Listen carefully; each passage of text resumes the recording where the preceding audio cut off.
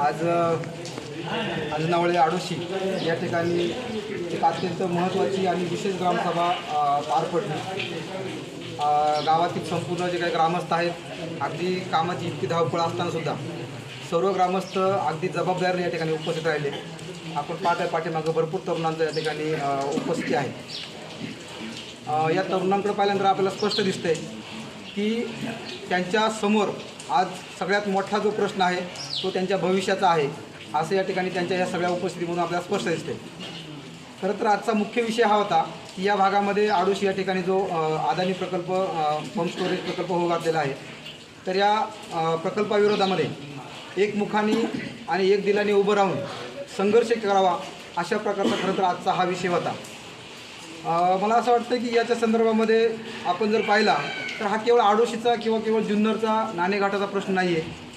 संपूर्ण महाराष्ट्रामध्ये आणि ह्या सह्याद्रीच्या पूर्ण बेल्टमध्ये जिथं प्रचंड मोठ्या प्रमाणामध्ये बायोडायव्हर्सिटी आहे, अतिसंवेदनशील क्षेत्र खरं तर अनेक म्हणजे गाडगीळ समितीने असेल किंवा कस्तुररंगन समितीने असेल, ह्या सगळ्या लोकांनी त्यांच्या अहवालामध्ये स्पष्ट सांगितलेलं आहे की हा अत्यंत संवेदनशील क्षेत्र आहे। याच्यामध्ये जैवविविधता प्रचंड मोठ्या प्रमाणामध्ये आहे।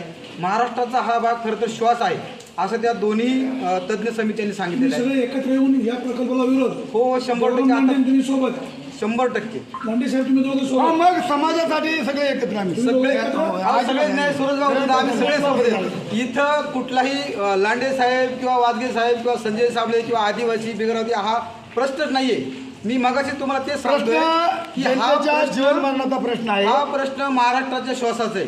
कारण मुंबई असेल, पुणे असेल, नागपूर असेल, औरंगाबाद, कुठलाही जिल्हा बघा तुम्ही, जी लोकवस्तीनं गजबजलेली शहर येतं, यांना श्वास कुठनं मिळतोय?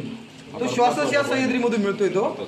आणि इथं जर 59 प्रकल्प होऊन अब्जावधीचा या ठिकाणी खरं तर खर्च करून अदानीला जर हे सगळे टेंडर दिले जातात किंवा सगळे प्रकल्प दिले जातात उभे करायला, तर ही केवळ जुन्नरच्यासाठी डोक्याची घंटा नाही आहे, ही महाराष्ट्रासाठी डोक्याची घंटा आहे। आणि म्हणून आज केवळ इथं ठिणगी पेटलेली आहे। येणाऱ्या 3-4 महिन्यामध्ये संपूर्ण सह्याद्रीच्या बेल्टमध्ये याचा वणवा लागलेला असणार आहे, हे तुम्ही थोड्या दिवसामध्ये पाहशालच। आता याचं हे बोलत असताना मला प्रामुख्याने एक गोष्ट नमूद करायची वाटते की सत्ताधारी जे काही पक्ष आहेत, मग अजित पवार गट असेल किंवा शिंदेसेना असेल किंवा भाजप असेल, ही लोक फार याच्यावरती बोलणार नाही असं माझं एक मत आहे।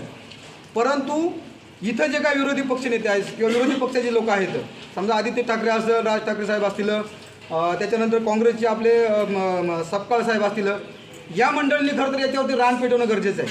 कारण हा लोकांच्या जगण्याचा मर्यादा प्रश्न आहे, हा केवळ शेतकऱ्याचा प्रश्न नाही आहे, हा बंगल्यात एसीमध्ये राहण्याचा प्रश्न आहे आणि शेतात घाम घालण्याचा पण हा प्रश्न आहे।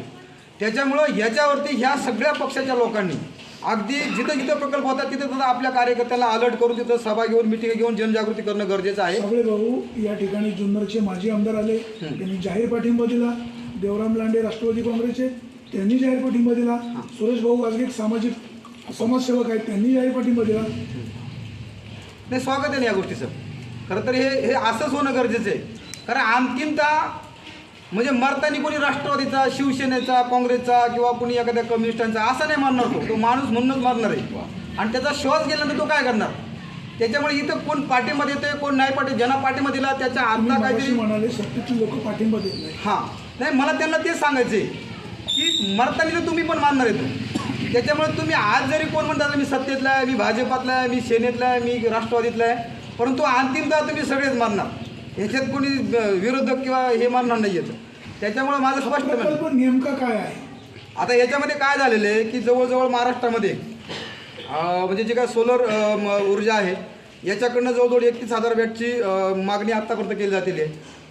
त्याच्यानंतर जे काय वीज वितरण आहे त्याच्याकडे 27,000 वॅटची मागणी केलेली आहे। आणि महाराष्ट्राचं जे काय टार्गेट आहे ते 2036पर्यंत 76,000 मेगावॅटपेक्षा जास्त वीज निर्मिती करायची असं यांचं टार्गेट आहे। ॲक्च्युली महाराष्ट्राची जी काय विजेची गरज आहे ती बऱ्यापैकी पूर्ण झालेली आहे, म्हणजे फार अडचणी असं काहीच नाही आहे। परंतु गव्हर्नमेंटचं काय आहे की गव्हर्नमेंट म्हणजे विकासाच्या कल्पनासुद्धा खरं तर फार अफलातून आहेत त्यांच्या, म्हणजे ज्याच्यामुळं माणसंच राहणार नाही, ज्याच्यामुळं खरं तर निसर्गच राहणार नाही आहे, याचा सगळ्याचा सत्यानाश करून जे काय करायचं ती कल्पना त्यांची विकासाची कल्पना आहे। परंतु जे काय सगळं करतोय आपण ते सगळे मानवी विकासासाठी, मानवी जीवनासाठीच करतोय ना।